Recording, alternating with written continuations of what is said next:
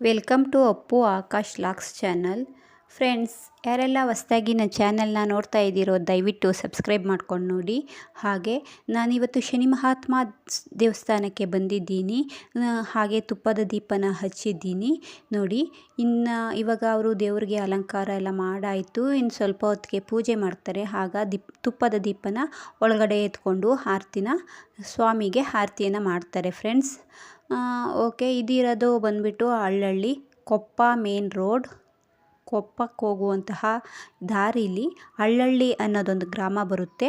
ಆ ಹಳ್ಳಹಳ್ಳಿ ಗ್ರಾಮದಲ್ಲಿ ಶನೇಶ್ವರ ಸ್ವಾಮಿ ದೇವಸ್ಥಾನ ಐತೆ.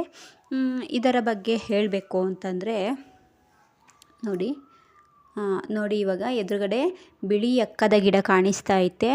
ಅದು ಮತ್ತು ಹಿಂದೆಗಡೆ ಒಂದೈತೆ. ಇದು ಪಕ್ಕದಲ್ಲಿ ಬೇಸ್ಮಠ ಹಾಕಿದ್ದಾರೆ. ಇದು ದೊಡ್ಡದಾಗಿ ದೇವಸ್ಥಾನ ಕಟ್ಟೋಕ್ಕೆ. ಮತ್ತು ಆ ಬೇಸ್ಮಠದ ಮೇಲೆಲ್ಲ ತುಳಸಿ ಗಿಡನೇ ಐತೆ. ಸ್ವಾಮಿ ಇರೋದೆಷ್ಟು ಸತ್ಯ ಅಲ್ವಾ. ಬೇಸ್ಮಠದ ಮೇಲೆಲ್ಲ ಬರೀ ತುಳಸಿ ಗಿಡನೇ ಐತೆ. ಹಾಗೆ ಅಲ್ಲೊಂದು ಸಣ್ಣದೊಂದು ವಾಟ್ರ್ ಟ್ಯಾಂಕ್ ಐತೆ. ಹಿಂದೆಗಡೆಗೆ ಬಂದುಬಿಟ್ಟು ಈ ಕಾವಲಿ ಐತೆ. ನಮ್ಮ ಸೈಡ್ ಕಾವಲಿ ಅಂತ ಅಂತೀವಿ, ಒಬ್ಬೊಬ್ಬರು ನಾಲೆ ಅಂತ ಅಂತಾರೆ. ನೋಡಿ ಹಿಂದೆ ಸೈಡ್ ಇದು ಇರೋದೆಲ್ಲ ಕಾವಲಿ. ಮತ್ತು ಮೇನ್ ರೋಡು ನೋಡಿ. ನಾನು ರೋಡ್ ತೋರಿಸ್ತೀನಿ ನೋಡಿ. ಅದೇ ಮೇನ್ ರೋಡು, ಕೊಪ್ಪ ರೋಡು. ಈ ಕಡೆಗೆ ಹೋದರೆ ಬೆಸರಗಳಿ ಮದ್ದೂರು, ಈ ಕಡೆಗೆ ಬಂದರೆ ಕೊಪ್ಪ. ದೇವಸ್ಥಾನದ ಹಿಂದೆಗಡೆ ಬಂದುಬಿಟ್ಟು ಅಲ್ಲೂ ಒಂದು ಬಿಳಿ ಎಕ್ಕದ ಗಿಡ ಐತೆ. ಹಾಗೆ ಚಿಕ್ಕದಾಗಿ ಒಂದು ಶೀಟ್ ಹಾಕ್ಕೊಂಡಿದ್ದಾರೆ. ದೇವಸ್ಥಾನ ಓಪನ್ ಆಗಿ ಇವಾಗ 1.5 ವರ್ಷ ಆಗೈತೆ ಅಷ್ಟೇ ಫ್ರೆಂಡ್ಸ್. ಆದ್ರೂ ಸ್ವಾಮಿ ಶನೇಶ್ವರ ಸ್ವಾಮಿ ಅಂತೂ ಏನಂತಾರೆ, ಸಖತ್ ಪವರ್ಫುಲ್ ಆಗವ್ರೆ. ಇಲ್ಲಿರೋದಂತೂ ಸಖತ್ ಪವರ್ಫುಲ್ ಆಗವ್ರೆ. ಯಾಕಪ್ಪ ಅಂತಂದರೆ ಆ ಹುಡುಗಂಗೆ ಬಂದ್ಬಿಟ್ಟು ಒಂದು 24, 23, 24, 25 ಇಷ್ಟೇ ಏಜ್ ಇರ್ಬೋದು ಅಷ್ಟೇ.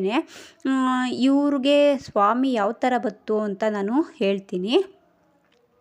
ಇವ್ರಿಗೆ ಬಂದುಬಿಟ್ಟು ಇವರು ಒಂದು ಹೋಟ್ಲು ನಡೆಸ್ತಾ ಇರ್ತಾರೆ. ಇವ್ರ ಅಪ್ಪ ಅಮ್ಮ ಎಲ್ಲ ಹೋಟ್ಲು ನಡೆಸ್ತಾ ಇರ್ತಾರೆ.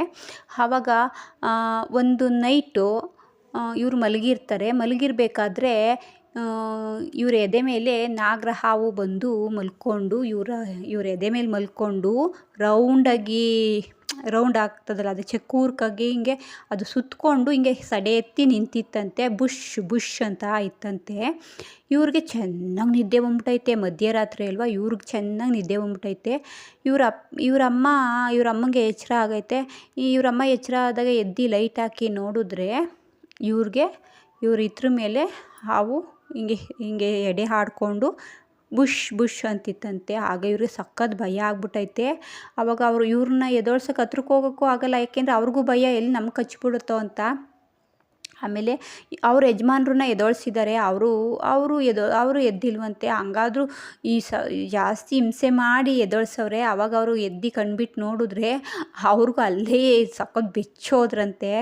ಆಮೇಲೆ ಏನು ಮಾಡೋದು ಇವಾಗ ಅಂದ್ಬಿಟ್ಟು ಅದು ಹಾವನ್ನ ಯಾವ ಥರ ಓಡಿಸೋಣ, ನನ್ನ ಮಗಂಗೇನೋ ಕಚ್ಬಿಡುತ್ತೋ ಏನೋ ಅನ್ನೋ ಭಯ ಆಗ್ಬಿಟ್ಟೈತೆ. ಆಮೇಲೆ ಸರಿ ಅಂದ್ಬಿಟ್ಟು ಇವರು ಸ್ವಲ್ಪ ಹೊತ್ತು ಇವರು ಗಂಡ ಹೆಂಡ್ತಿ ಇಬ್ಬರು ಹಿಂಗೆ ಮಾತುಕತೆ ಆಡಿಕೊಂಡು ಅಯ್ಯಪ್ಪ ಯವ್ವ ಅಂತ ಬೆಚ್ಚಿ ಬಿದ್ದವ್ರಲ್ವ. ಆಮೇಲೆ ಒಂದು 2-3 ನಿಮಿಷ ಎದೆ ಮೇಲೆ ಹಿಂಗೆ ಸಡೆ ಆಡ್ಕೊಂಡಿದ್ದದ್ದು ಹಾವು. ಆಮೇಲೆ ಹೋಯ್ತಂತೆ. ಆಮೇಲೆ ಏನಪ್ಪ ಅಂತಂದರೆ ಹೋಗ್ಬಿಟ್ಟು ಎಲ್ಲೋ ಯಾವುದೋ ಒಂದು ದೇವಸ್ಥಾನಕ್ಕೆ ಹೋಗ್ಬಿಟ್ಟು ಶಾಸ್ತ್ರ ಕೇಳಿದ್ದಾರೆ. ಪಂಚಾಂಗ ಅಂತ ಹೇಳ್ತೀವಲ್ಲ, ಅಲ್ಲಿ ಹೋಗ್ಬಿಟ್ಟು ಕೇಳಿದ್ದಾರೆ. ಆವಾಗ ಅಲ್ಲಿ ಹೇಳಿದ್ರಂತೆ ಇವ್ರಿಗೆ ಸ್ವಾಮಿ ಮೈದುಂಬು ಥರ ಐತೆ, ಸ್ವಾಮಿ ಇವ್ರಿಗೆ ಒಲಿತಾ ಇದ್ದಾರೆ ಅಂತ ಹೇಳಿದ್ರಂತೆ. ಸರಿ ಆಯಿತು ಅಂದ್ಬಿಟ್ಟು ಇವ್ರ ಕೈಲಿ ಹೋಟ್ಲು ಮಾಡ್ತಿದ್ರಲ್ಲ, ಇವ್ರ ಕೈಲಿ ಎಂಜಲು ತಟ್ಟೆ ಲೋಟ ಎಲ್ಲ ತೊಳ್ಸೋಕೆ ಹೋಗಬೇಡಿ ಇನ್ಮೇಲೆ ಅಂತ ಅಲ್ಲಿ ಪಂಚಾಂಗದಲ್ಲಿ ಹೇಳಿದ್ರಂತೆ. ಸರಿ ಆಯಿತು ಅಂದ್ಬಿಟ್ಟು ಅವತ್ತಿಂದ ಅವರು ಹೋಟ್ಲು ಕೆಲಸ ಏನೂ ಮಾಡಿಸ್ತಿಲ್ಲ. ಓನ್ಲಿ ಅಡುಗೆ ಒಂದು ಮಾಡಿಕೊಟ್ರೆ ಅಡುಗೆ ಒಂದು ಮಾಡಿಸೋದು ಅಷ್ಟೇ ಅಂತೆ. ಆಮೇಲೆ ಸರಿ ಆಯಿತು ಅಂತ ಅಂದ್ಬಿಟ್ಟು ಆಮೇಲೆ ಸ್ವಾಮಿ ಬರೋಕ್ಕೆ ಇದು ಮಾಡಿದ್ರು. ಇವರು ಅಮ್ಮನೂ ಶನಿವಾರ ಮಾಡಿಕೊಂಡು ಎಲ್ಲ ಇದು ಮಾಡ್ತಿದ್ರಂತೆ. ಆಮೇಲೆ ಸ್ವಾಮಿ ಇವ್ರಿಗೆ ಮೈದುಂಬಕ್ಕೆ ಶುರುವಾಯಿತು. ಆವಾಗ ಗೊಲ್ರು ದೊಡ್ಡಿ ಅಂತ ಒಂದು ಗ್ರಾಮ ಐತೆ. ಅಲ್ಲಿ ಒಂದು ಹುತ್ತ ಇತ್ತಂತೆ. ಅಲ್ಲಿ ಹೋಗಿ ಇವರು ಪುಟ್ಟಾಣಿಯಾಗಿ ಒಂದು ಶೆಡ್ ಹಾಕ್ಕೊಂಡು ಅಲ್ಲಿ ಇವರು ದೇವ್ರ ಫೋಟೋ, ಶನೇಶ್ವರ ಸ್ವಾಮಿ ಫೋಟೋ ಇಟ್ಕೊಂಡು ಪೂಜೆ ಮಾಡ್ತಿದ್ರಂತೆ. ಅಲ್ಲಿ ಇದ್ದಾಗ ಏನಾಗ್ಬಿಡ್ತು, ಸುತ್ತಮುತ್ತ ಅದೇ ಏನಂತಾರೆ ಮಟನ್ ಮಾಡೋದು, ಈ ಮುಡ್ತಟ್ಟು ಅಂತಾರಲ್ಲ, ನಾನ್ ವೆಜ್ ಏನಲ್ಲ ಎಲ್ಲ ಮಾಡೋದು, ಆ ಥರ ಎಲ್ಲ ಮಾಡೋದೆಲ್ಲ ಇತ್ತಂತೆ. ಹಾಗಾಗಿ ಅವ್ರೇನು ಮಾಡವ್ರೆ ನೋಡಿ ಇವಾಗ ನಮ್ಮದು ತುಪ್ಪದ ಆರತಿನ ಬೆಳಗ್ತಾ ಇದ್ದಾರೆ. ಆವಾಗ ಇವ್ರೇನು ಮಾಡಿದ್ರಂತೆ ಅಲ್ಲಿ ಇವಾಗ ಹಳ್ಳಳ್ಳಿ ಅನ್ನೋ ಗ್ರಾಮದಲ್ಲಿ ದೇವಸ್ಥಾನ ಕಟ್ಟಿದಾರಲ್ಲ, ಈ ಸೈಟ್ನವ್ರಿಗೆ ಮಕ್ಕಳಿರಲಿಲ್ಲ. ಇವರು ಬೆಂಗಳೂರಿಗೆ ಹೋಗಿ ಸೆಟ್ಲಾಗವ್ರೆ, ಆದರೆ ಸ್ವಂತ ಊರು ಇವ್ರದ್ದು ಹಳ್ಳಳ್ಳಿನೇ. ಇವ್ರು ಏನು ಮಾಡಿದ್ರು, ಯಾರೋ ಹೇಳಿದ್ರಂತೆ ಹಿಂಗೆ ಗೊಲ್ರ ದೊಡ್ಡಿಲಿ ಈಗ ಒಬ್ಬ ಚಿಕ್ಕ ಹುಡುಗನ ಮೇಲೆ ಸ್ವಾಮಿ ಬರ್ತಾ ಇದ್ದಾರೆ, ಅಲ್ಲೋಗಿ ಕೇಳಿ ಚೆನ್ನಾಗಿ ಹೇಳ್ತಾರೆ ಅಂತ. ಇವ್ರಿಗೆ ಸುಮಾರು ವರ್ಷ ಮಕ್ಕಳಿರ್ಲಿಲ್ವಂತೆ. ಸರಿ ಅಂದ್ಬಿಟ್ಟು ಇವ್ರು ಹೋಗಿ ಒಂದು ವಾರ ಹೋಗ್ಬಿಟ್ಟು ಕೇಳಿದ್ರಂತೆ. ಆಗ ಸ್ವಾಮಿ ಹೇಳ್ತಂತೆ, ನಿನಗೆ ನಿನ್ನ ಜಮೀನು ಆಯ್ತಲ್ಲ, ಆ ಜಮೀನನ್ನ ನನಗೆ ಬಿಟ್ಕೊಡ್ಬೇಕು, ನಾನು ಗುಡಿ ಕಟ್ಕೊಳ್ಳೋಕ್ಕೆ ಬಿಟ್ಕೊಡ್ಬೇಕು, ಬಿಟ್ಕೊಟ್ರೆ ನಾನು ನಿನಗೆ ಸುಳಿ ಕೊಡ್ತೀನಿ ಅಂತ ಹೇಳ್ತಂತೆ. ಸರಿ ಆಯಿತು ಕಣಪ್ಪ ಬಿಟ್ಕೊಡ್ತೀನಿ ಅಂತ ಇವ್ರೂ ಒಪ್ಕೊಂಬಂದಿದ್ದಾರೆ.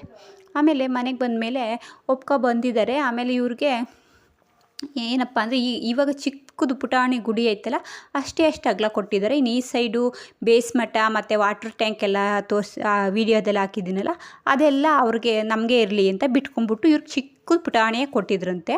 ಆವಾಗ ಇವರು ಶೆಡ್ ಹಾಕ್ಕೊಂಡ್ರಂತೆ. ಶೆಡ್ ಹಾಕ್ಕೊಂಡು ಮತ್ತೆ ಇಲ್ಲಿ ಒಂದು ಸ್ವಾಮಿ ಫೋಟೋ ತಂದು ಸ್ಥಾಪನೆ ಮಾಡಿ ಶೆಡ್ ಹಾಕ್ಕೊಂಡು ಪೂಜೆ ಮಾಡ್ತಿದ್ರಂತೆ.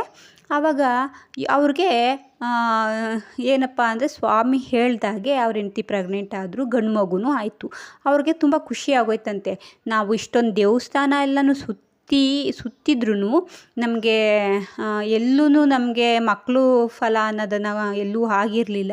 ನಾವು ಇಲ್ಲಿ ಬಂದು ಸ್ವಾಮಿಗೆ ಪ್ರಶ್ನೆ ಕೇಳಿ ಅವ್ರು ಕೇಳಿದ್ರು ಅಂತ ಒಂದು ಚಿಕ್ಕದೊಂದು ಜಾಗ ಕೊಟ್ಟಿದ್ದಕ್ಕೆ ನಮಗೆ ಗಂಡು ಮಗು ಆಯಿತು ಅಂತಂದ್ಬಿಟ್ಟು ಇವರು ಫುಲ್ಲು ಅಂದರೆ ಬೇಸ್ಮಠ ಮತ್ತು ಆ ವಾಟರ್ ಟ್ಯಾಂಕು ಒಟ್ಟಿನಲ್ಲಿ ಅಲ್ಲಿ ಅವ್ರ ಜಾಗ ಎಷ್ಟೈತೆ ಅಷ್ಟೆಲ್ಲ ಇವ್ರು ದೇವಸ್ಥಾನಕ್ಕೆ ಬಿಟ್ಕೊಟ್ಬಿಟ್ರಂತೆ.